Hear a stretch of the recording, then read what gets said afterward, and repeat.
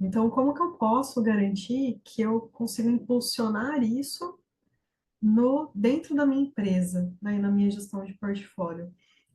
Para quem não participou na última semana, eu falei um pouquinho sobre essa pergunta no nível ali de gestão de projetos, né? Então, a minha forma de gestão de projetos, o meu processo, né, de gestão de projetos, ele me permite identificar e gerenciar projetos inovadores.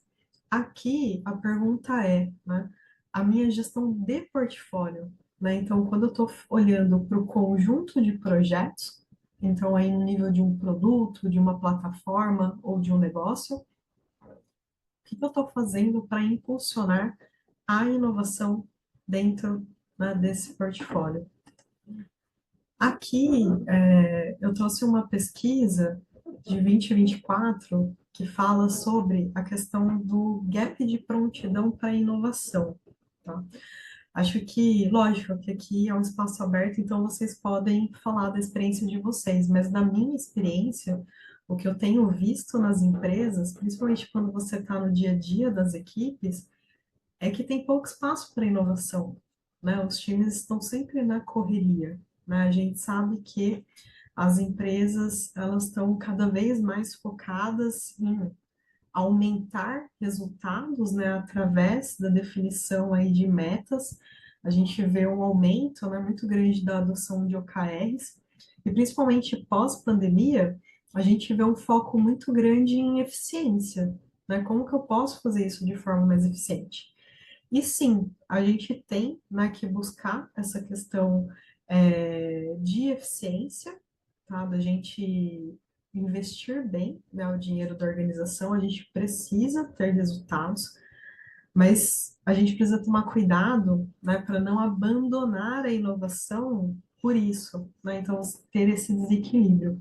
E essa pesquisa, ela mostra muito isso, né? Ela mostra essa questão de que muitas das empresas, elas não estão preparadas para falar de inovação. O que isso significa? Que elas não têm um processo de gestão, né, de projetos, um processo que é robusto, né, para essa identificação, gestão e acompanhamento de inovação. Então, eu não tenho critérios claros para priorizar, eu não tenho critérios claros para acompanhar e saber, né, então, os resultados. Então, muitas vezes, projetos são considerados inovadores, eles são abandonados, né? Você tem ali uma questão de que o projeto começa muitas vezes porque tem um sponsor, alguém que está interessado, mas, né, por não ter processo, não ter metodologias, não ter base de inovação de uma empresa, se esse sponsor, ele desfoca um pouquinho, né, então ele vai ali olhar outro problema, olhar outro projeto, o projeto que ele estava ali puxando, ele acaba sendo abandonado, né? E aqui ele mostra, né, então 12% das organizações hoje, elas têm, né, essa prontidão para falar de inovação, e quando elas têm essa prontidão, elas têm um resultado muito melhor na questão de aumento, né, de novos produtos, de venda de novos produtos, tá? Então, isso é uma pesquisa da BCG, foi feita, né, com inúmeras empresas, e é algo que eu vejo também, lógico, né, em muito menor escala, nos estudos de caso que eu tenho feito para minha tese, né?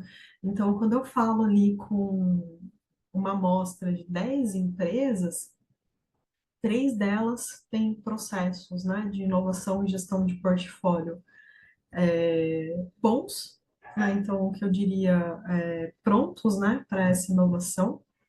As demais, elas ainda estão lutando para poder priorizar a inovação.